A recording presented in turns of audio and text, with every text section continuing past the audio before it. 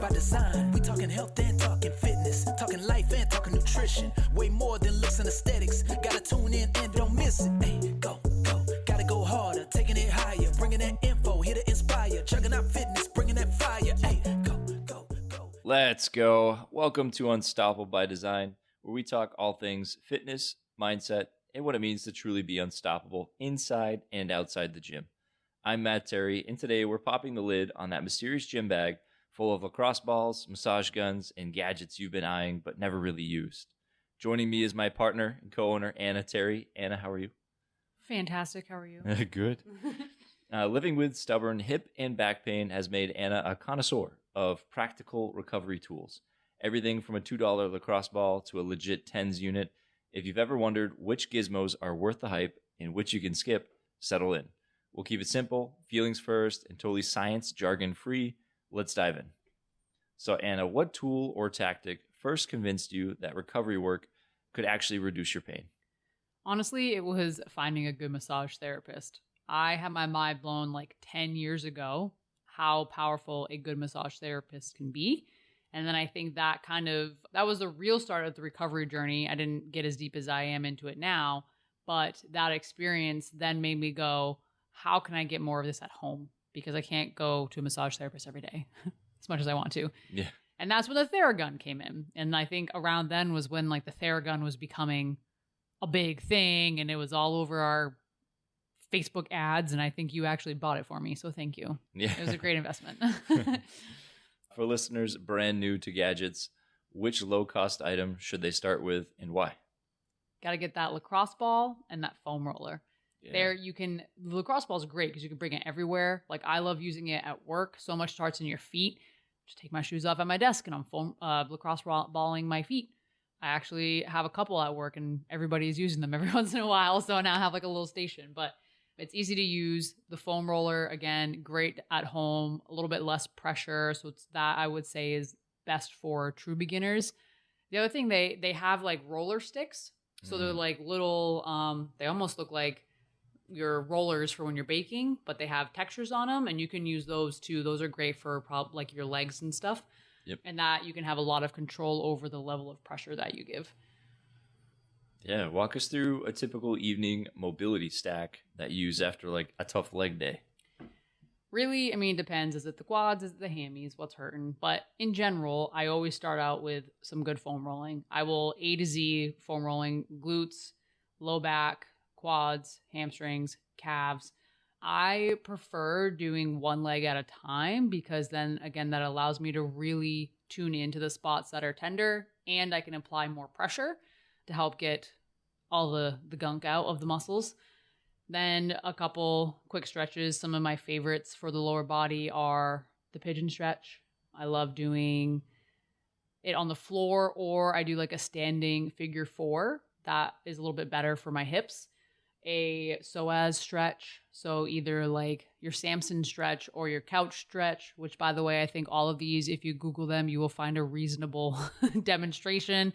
Those of our athletes, we're working on putting some stuff on our YouTube channel so you can find how we define it pretty easily. And then some like down dogs, pedaling the feet, getting some calf stretch in there. Mm. And then lastly, the good old quad stretch that I think we all used back in high school, just standing, bringing our heels to our butt and holding it. Mm-hmm. Can't go wrong with that. Can't go wrong. And then I still finish with some more foam rolling because I love it. How do you decide between a foam roller and a lacrosse ball for tight glutes or hips? I think if I'm really sore, a lacrosse ball is just too much. So then I go to the foam roller, and it depends. Am I like holistically sore? Like from joint to joint, my entire quad is sore. From, again, joint to joint, my whole hamstring is sore. Then I will foam roll. And usually like I will start there. Typically in a session, I do both. Like I'm always going to use a lacrosse ball. I'm always going to use a foam roller. But the foam roller helps, again, get the blood flowing. It helps move around whatever is in there, all that lactic acid built up. It helps move it around and it reduces the tension. So then it's a little bit more comfortable to put a lacrosse ball in there. For me, a lacrosse ball is when I have like a pinpointed like cramp or something going on that I just really want to get in there. That's when I pull out the lacrosse ball. Some of the key spaces for me is like right in the meat of the calf. if I'm doing a ton of double unders, or like if it's one of my first running sessions of the season, I get that lacrosse ball right into the meat of the calf. A lot of ladies, you could benefit from doing the lacrosse ball in your quads. So I love laying down and I put the lacrosse ball right above my knee and to those couple insertion points from your quads. And then I just straighten and bend my knee, and that really like releases the kneecap quite well. So that's a good one for squat days, at post squat days, pre squat days. And then the glute always gets the lacrosse ball, because you got some deep layers of muscles in there that just the foam roller can't touch sometimes. Yeah, it's really hard, especially if you'll have to Google this one, but the piriformis. Oh, yes. Getting in there right near the top of the hip or towards the butt. All right, TENS units can look intimidating. What does one feel like? It's really like, so it's like pulsating, right? And depending on the unit you have, there's different levels to it. But like, think about when you get like pins and needles after like you're sitting on your leg for a bit or whatever, and that feeling of right when it starts to come back, not the pins and needles where like you can't walk, but once you start feeling the blood rush back in and you're like, okay, it's like a pressured pins and needles, kind of like that, I guess I would say. And then if you turn it up like higher, then it just turns into feeling like you're flexing your muscle over and over again. So the system is just helping you tense your muscle. And then at that point, to me, that pins and needles feeling goes away and it just feels like I'm flexing my muscle. Okay. Yeah, pins and needles can sound a little scary. It can, but it's the pulse, the electrical pulse coming from it. So it's not painful or anything like that by any means. I think when it can get uncomfortable is if you have it too high and then it's causing your muscles to flex too much, then that can feel uncomfortable because it'll feel like cramping. So it's about finding that sweet spot. And when you go and look for TENS units, there's multiple kinds out there. There are some where it just has a level 1, a level 2, and a level 3, and there could be big jumps in between that. I have one that I love and would recommend to anybody. It can go up by 0.5%. So you start at 0%, it goes all the way up to 100%, and you can adjust it by 0.5%. So you can have very slight adjustments, and it's very easy to control for what your body needs, what that spot on your body needs, and it allows it to really go on more places because of that flexibility. It's awesome. Theragun or other massage guns, what muscle groups see the biggest relief for you?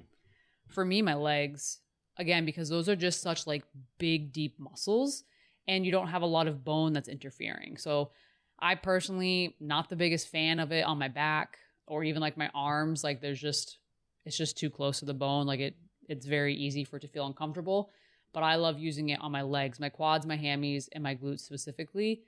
I can, if I want like an in-between of the lacrosse ball and the foam roller, out comes a Theragun. And it helps like, and the one thing I want to add on the Theragun too is like, I think I see a lot of people, they just like shove it into one spot. Don't do that for too long. Like you want to elongate the muscle with it. So like kind of move it up and down the length of the muscle group that you're working on. You can have a couple moments where you pinpoint it, but let it like move. You want the blood flow. Blood flow is always king. So help it move the blood through your muscle group. Yeah, that goes, actually, I was going to ask about red flags of somebody pressing too hard or too long on a sore spot. So you kind of hit that a little bit. You want to encourage blood flow. Yeah. But how do you fit recovery tools into a busy day? Do you do micro sessions or do you do long sessions?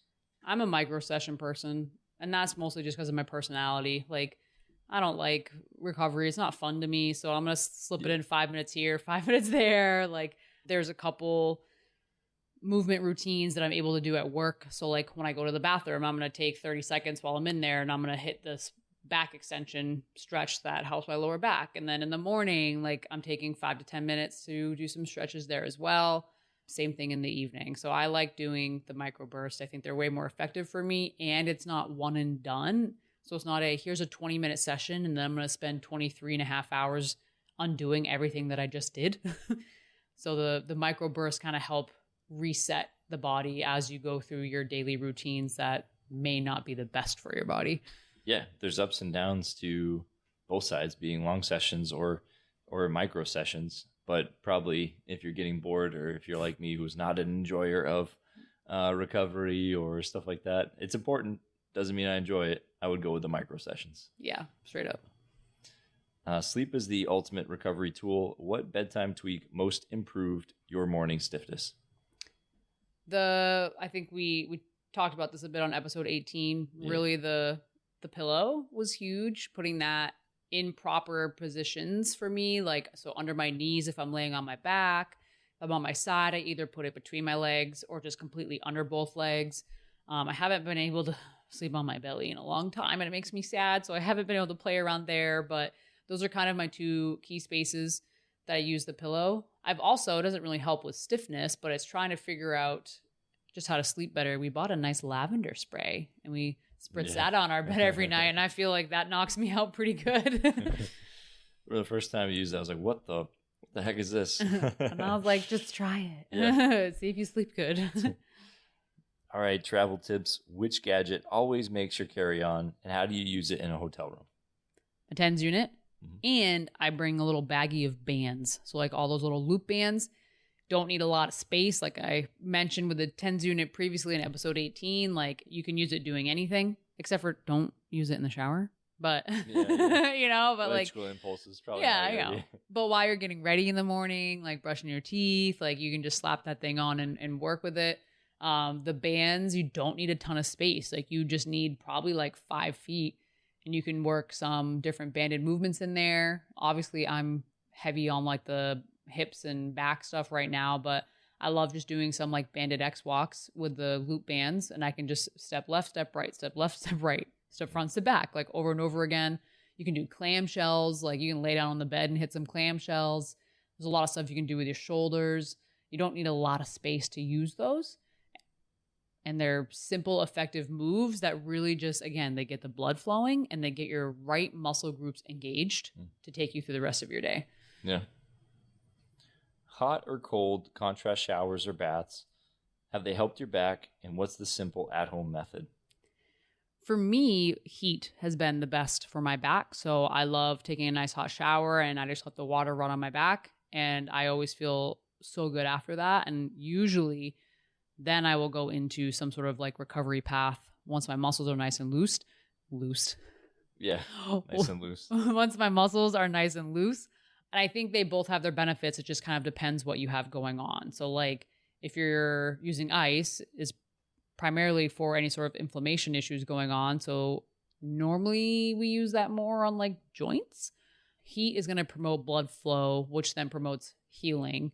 And like my injury specifically, I have some overactive muscles going on. So I don't want to tense them up further with ice. I want to relax them with heat. So depends on your injury, depends on what you're working with. Even if you don't have an injury, it just depends. Like, does your back hurt from sitting all day? Like, do you want to relax it or do you want to tense it up? And that can kind of help you think of where do I need to go? Is it muscle or is it joint? That's the other thing too. Yeah, there's not one that's the one size fits all. It depends. It just depends on what's going on. Everything depends. We all are unique in that we have a body, but every body is different. So you just kind of have to try what works best for you. Now, listeners often ask, how often should I use blank, a lacrosse ball, or blank, a foam roller? What's the rule of thumb for frequency? This is another space where I would honestly say that it's dependent on what you have going on and the severity of your situation. I personally wouldn't feel comfortable committing to any sort of black and white answer in this case. I would highly recommend if you have something that is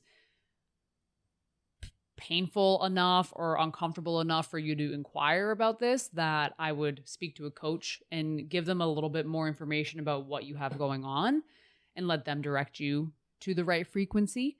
It's really going to be unique. I know like when I first started, it was like, do it once and then, step away, like take a break because of how severe things were. And then as things have progressed, like now I'm doing things 6 to 8 times a day, 10 reps each. So like, it just depends on what you have going on and communicate with somebody who can guide you correctly on that. Yeah. Can these tools actually enhance performance or are they just for pain relief? They can absolutely enhance performance. We chatted a bit in episode 18 about the importance of stretching and having it help your muscles go through full range of motion. if your muscles can go through full range of motion, then you are moving better and more safely, and you will build more strength in doing so. So yeah, absolutely, that's going to benefit your performance. Your body is going to be moving more optimally. So now, doing that overhead squat that used to make you like stick your head out like a chicken and do all this weird stuff to move through it, now you can move effortlessly. You can add more weight. So your positioning was hurting you before. Now you're in a better position because you've been working on all these different recovery tools to get your body moving through the right ranges of motion and correctly.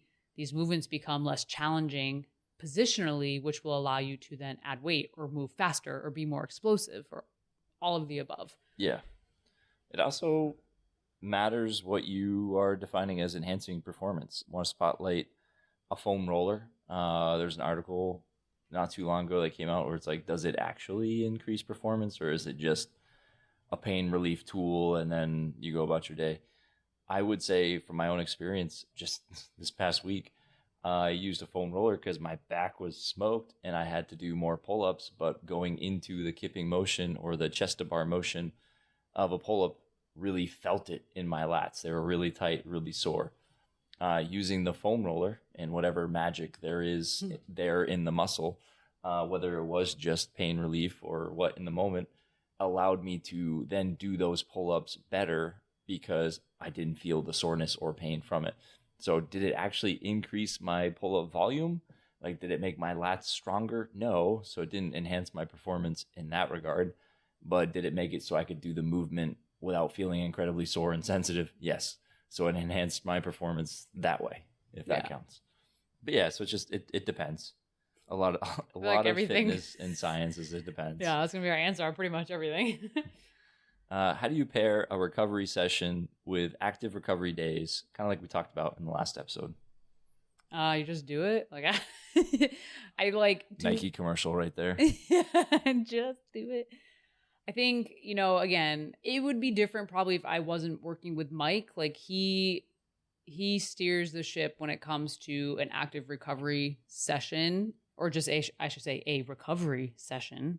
Those are very intentional. They tend to be a little bit more on the strength building of those small muscle groups or movement patterns that our standard workout class may not have us focus on, like your internal, external rotations of the hip. Like we do those on a larger scale in the gym, but because so many other parts of our bodies are involved, we may not actually be using the right things to get that motion. So working with him, it's like, okay, no, you're going to isolate that joint and you're going to make sure the joint is doing the work and you're using the right muscles, not compensating somewhere else. So a lot of what we're doing is really focusing on, are you engaging the right things? Which most of the time for me, it's a no, which is probably why I'm here. So it's really important. It's helping me retrain my body and how I activate certain parts of it. And then going into the active recovery days for me, like if I have Mike in the morning and then I come home at night, like sometimes it's just the walk. Like I just really tone it down. I may not go and play with the kids and potentially risk getting that heart rate elevated a little bit. Like it may just be, I'm going to go for a walk, or it may just be foam rolling because he made me use muscles that I don't think I've ever used before. And they're a little achy. Sometimes I need it. But yeah, if I have a double session day like that, right? I work with Mike and then I want to do some sort of active recovery on my own. It's just a lower scaled version of it. It's the stretching, it's the foam rolling and a walk. I don't really go and do like a hiking or like a playful activity like that. Yeah. So a couple myths time. We got 2 myths. Okay. If it hurts while rolling, it must be fixing something. No, false. We're not here to try and get pain. That is another lesson that I've been learning, because I love to be like full send, like just get in there, stretch it all the way, like figure it out. It's not the best thing for your body. It's actually really important to essentially like build trust with your body, because if you go too hard, too fast, it's going to tense up and it's going to do the exact opposite of what you're trying to do, which is relax it. So if the slower and more controlled that you can go into things, the better. The less pain you're experiencing while doing it, the better. You don't need to sit there and make a pain face while you're foam rolling. We may pick on it in class. Yeah, but control your pain faces. Yeah, control it. No, but discomfort is one thing. Pain's another. Yes. So stretching alone replaces the need for other recovery tools. What are your thoughts? That I have like mixed feelings on that. I think even people who do yoga all the time, they have recovery tools that they use as well. I mean, I've been to one yoga class in my life, and like to me, I would even count like the blocks, like where they use them to help you hit the range of motion, but they're also applying pressure in certain points as well. There's hot yoga, so technically adding the heat is a recovery tool. Like, believe it or not, there's always different methods in there. The breathing included with stretching is another recovery tool. So I think like there's, whether we know it or not, there's always another piece added to the stretching that we just may not acknowledge. I think you're going to get the best bang for your buck incorporating a multitude of things, because stretching is just kind of one component of the puzzle. Do I think it can make a major change and a major impact? Absolutely. And we can go even further with implementing some other tools. So I don't think it's like the end all be all, but I think it's a big piece. Yeah, I don't think stretching alone replaces the need for other recovery tools, but I think if it's all you can do and it's all you can add, then it's a huge step forward. 100%, yeah. Big picture, how has embracing these tools made you more unstoppable, both in the gym and in everyday life? I don't know, I feel like they've made me a better person. Yeah. You know, but it allows me to help more, you know, like it's kind of one of those things where like you read about it, you know about it, but you don't truly understand the impact until you go through a situation where you're required, like you have to use it.